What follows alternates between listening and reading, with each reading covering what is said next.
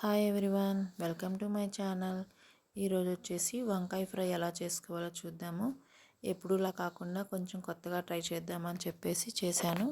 ఇక్కడ వచ్చేసి నేను ఒక పెద్ద వంకాయ తీసుకున్నాను. మనకి మార్కెట్లో కూడా ఇవి అవైలబుల్ ఉంటాయి. వీటికి కావాల్సిన పదార్థాలు వచ్చేసి ఒక స్పూన్ కారము, ఒక స్పూన్ ఉప్పు, ఒక స్పూన్ గరం మసాలా పొడి, ఒక స్పూన్ ధనియాల పొడి, ఒక స్పూన్ జీలకర్ర పొడి తీసుకోవాలి. ఇవన్నీ తీసేసుకొని ఒక బౌల్ పెట్టేసుకొని ఆ బౌల్లో ఇవన్నీ వేసుకోవాలి. ఇవన్నీ వేసుకొని ఒక స్పూన్ అల్లం వెల్లుల్లి పేస్ట్ కూడా వేసుకోవాలి. నేను అది వీడియో తీయలేదు. మీరు ఒక స్పూన్ అల్లం వెల్లుల్లి పేస్ట్ కూడా వేసుకోండి. ఒక 3 స్పూన్స్ అలాగా పెరుగు కూడా వేసుకోండి. మీకు పెరుగు ఇష్టం లేదు అంటే ఆయిల్ వేసుకోండి. ఆ ప్లేస్లో ఆయిల్ కూడా చాలా బాగా టేస్ట్ వస్తుంది. ఇవన్నీ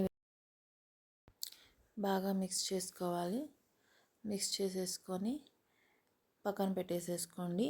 మనం వంకాయని ఇలా సన్నగా స్లైసెస్ లాగా కట్ చేసుకోవాలి. మరీ లావుగా కాకుండా మరీ సన్నగా కాకుండా మీడియం సైజులో కట్ చేసుకోవాలి.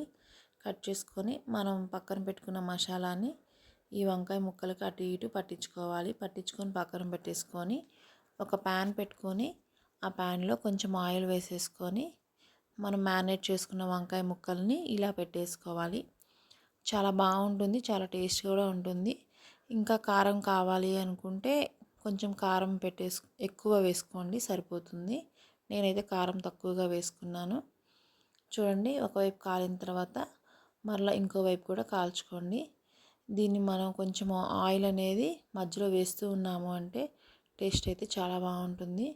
మనం పెరుగు వేయటం వలన కొంచెం వాటర్ అనేది బయటకు వస్తుంది, అయినా చాలా బాగుంటుంది. ఒకసారి ట్రై చేయండి. ఈ వీడియో కనుక నచ్చితే లైక్ చేయండి. నా ఛానల్ని సబ్స్క్రైబ్ చేసుకోండి.